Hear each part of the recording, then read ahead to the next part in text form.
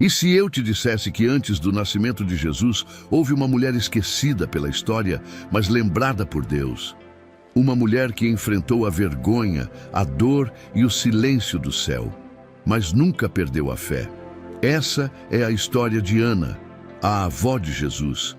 Sem ela, Maria não existiria. E sem Maria, não haveria Salvador. Fica comigo até o fim, porque o que você vai ouvir hoje pode transformar a forma como você vê a espera, a fé e o agir silencioso de Deus. Ana foi uma mulher comum, mas com um propósito extraordinário. Ela viveu em uma época em que a fertilidade era vista como bênção divina e a esterilidade como maldição. Era esposa de Joaquim, e juntos formavam um casal justo diante de Deus, mas carregavam um fardo silencioso. Não tinham filhos. Naquele tempo, isso significava humilhação pública, olhares tortos, sussurros pelas costas. Ana era vista como alguém esquecida por Deus. Mas o que poucos sabiam é que por trás daquele silêncio, Deus estava preparando algo eterno. Embora seu nome não apareça nos evangelhos canônicos, a história de Ana é preservada nos evangelhos apócrifos e é honrada pela tradição cristã, especialmente na Igreja Católica e Ortodoxa. Não estamos falando de uma lenda, mas de uma mulher real, com uma fé real, que esperou contra todas as esperanças e foi ouvida. Ana não é apenas a mãe de Maria, ela é o ventre que preparou o ventre, a raiz de uma promessa que mudaria o mundo inteiro. Ana vivia cercada por uma dor silenciosa, aquela que não faz barulho, mas grita por dentro. Cada amanhecer era um lembrete de que o milagre ainda não tinha chegado. As mulheres da vila a olhavam com pena, algumas com desprezo. E por mais que ela sorrisse, sua alma carregava um peso invisível.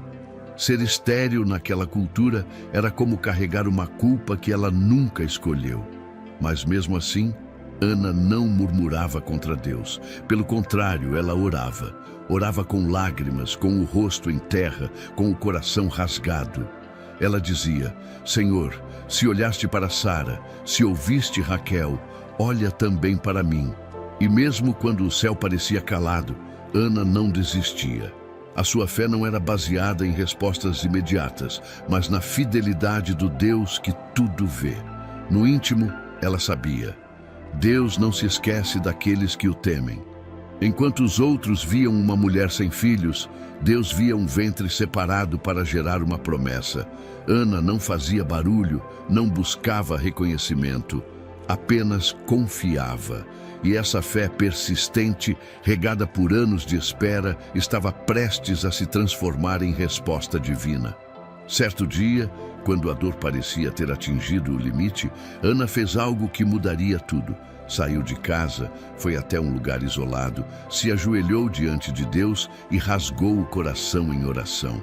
Não foi uma prece comum, foi um clamor profundo, cheio de lágrimas e fé. Ela disse: Senhor, se me deres um filho, ele será totalmente teu. Não quero apenas para mim, quero que a tua vontade se cumpra em mim. E foi nesse momento, no lugar mais improvável, que o céu se moveu.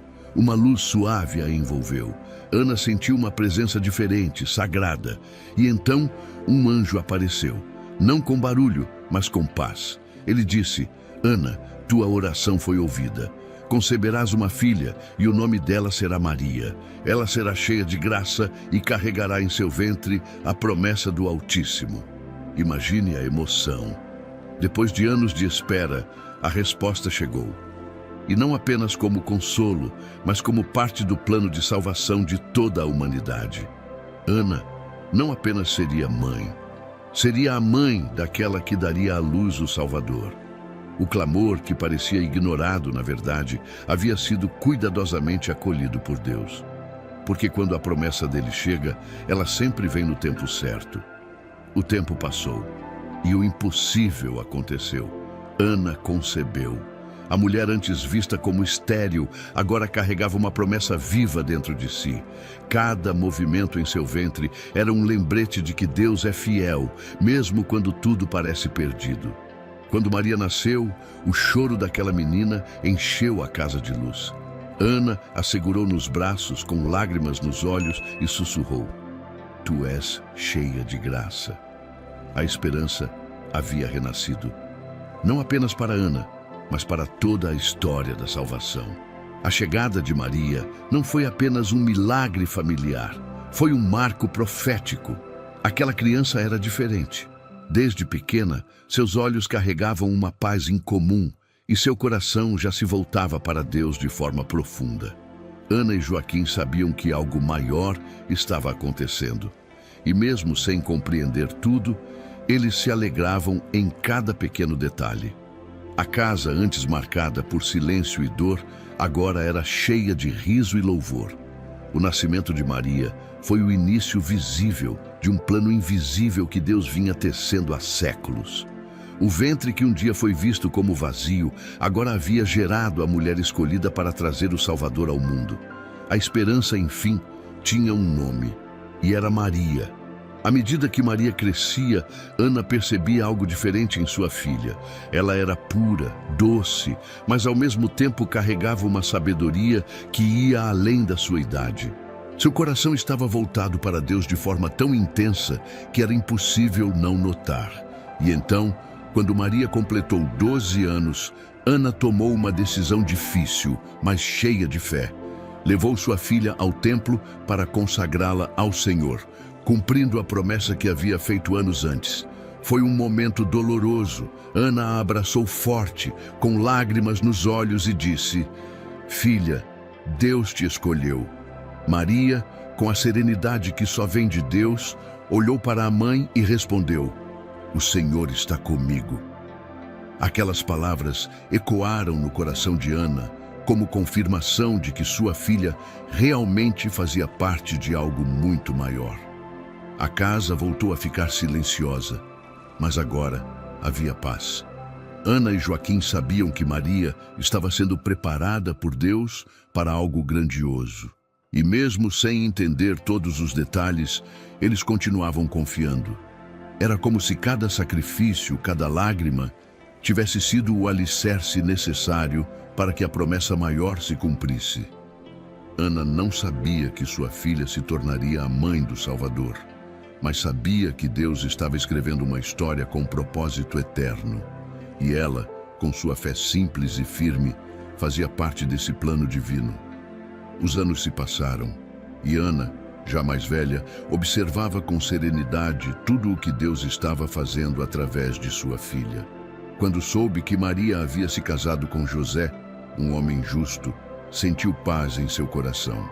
Mas foi quando recebeu a notícia de que sua filha estava grávida, não de um homem, mas por obra do Espírito Santo, que Ana compreendeu de vez.